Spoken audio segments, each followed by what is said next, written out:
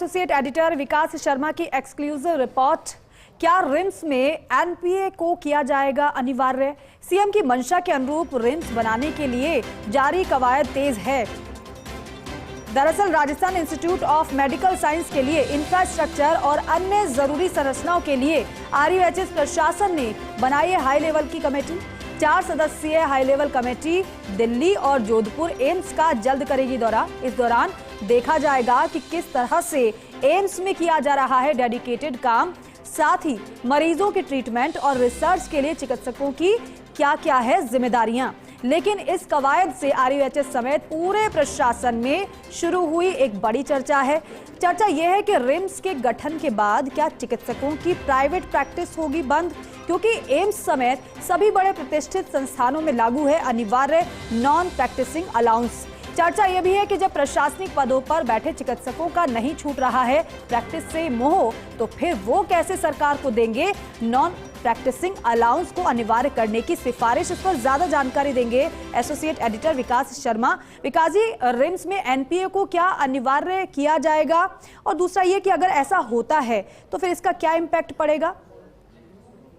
Deepika ji, RIMS की जो सोच है वो बात को लेकर के है कि राजस्थान के अंदर रिसर्च हो, मेडिकल सेक्टर में रिसर्च हो, और साथ में मरीज हैं उनको बहुत ही क्वालिटीपूर्ण ट्रीटमेंट जो मिला जाए। साथ में तीसरी बात यह कि एसएमएस अस्पताल का जो बर्डन है उस बर्डन को डाइवर्ट किया जाए बेस्ट इंस्टीट्यूट के रूप में।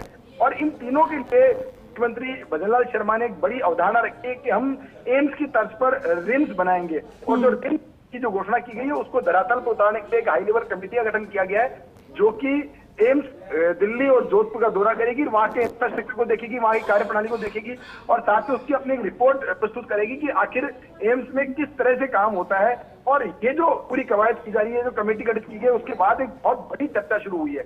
क्योंकि देखिए दीपिका, जिस तरह से एम्स दिल्ली और जोधपुर के अंदर काम होता है वहां पर एनपीए मैंडेटरी है, यानी कि वहां कोई भी चिकित्सक ऐसा नहीं है जो कि बाहर घर पर प्रैक्टिस करता हो। उनका पूरा एक शेड्यूल टाइम है कि फिक्स टाइम पर वो इंस्टीट्यूशन में रहेंगे, यहाँ अपना क्लिनिकल वर्क करेंगे, उसके अलावा रिसर्च वर्क करेंगे।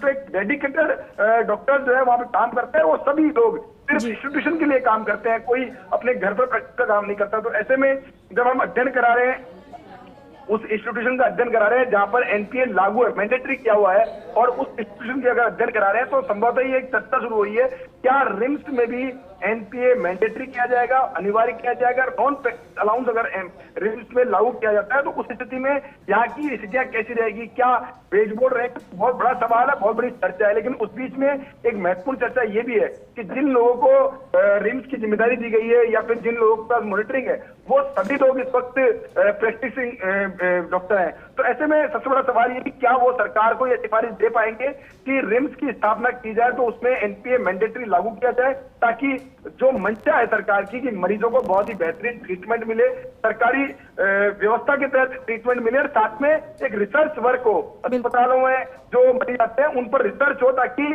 से बेहतर चिकित्सा सेवाएं जो है वो उपलब्ध हो सके। साथ में एक नए जो बीमारियां आ रही है या फिर नई जो भी दिक्कतें हो रही है उन सबके समाधान के लिए रिसर्च होना चाहिए, और ये रिसर्च राजस्थान के लिहाज से बहुत महत्वपूर्ण होगा। और मुझे उम्मीद है कि जब ये रिम्स की अवधारणा धरातल पर उतरेगी तो उसमें इस बात पर गहनता से विचार किया जाएगा, एक मंथन किया जाएगा कि वास्तव में एक अच्छा इंस्टीट्यूशन बनाने के लिए एनपीए लागू किया जाए। भले ही चाहे उसमें कुछ वित्तीय भार सरकार पे आए तो भी वहन किया जाना चाहिए, लेकिन अगर एनपीए लागू किया जाता है तो वास्तव में जो रिम्स की अवधारणा जिस सोच के साथ रखी गई है उसको अक्षर से फील्ड में लागू किया जा सकेगा। जी बिल्कुल, मरीजों के लिए फायदेमंद एनपीए अगर अनिवार्य होता है तो ये होगा, क्योंकि मंशा यही है कि जब रिम्स की कवायद है तो फिर मरीजों को इलाज मिले, और वो भी उचित इलाज मिले। बहुत शुक्रिया आपका पूरी जानकारी के लिए, बातचीत के लिए।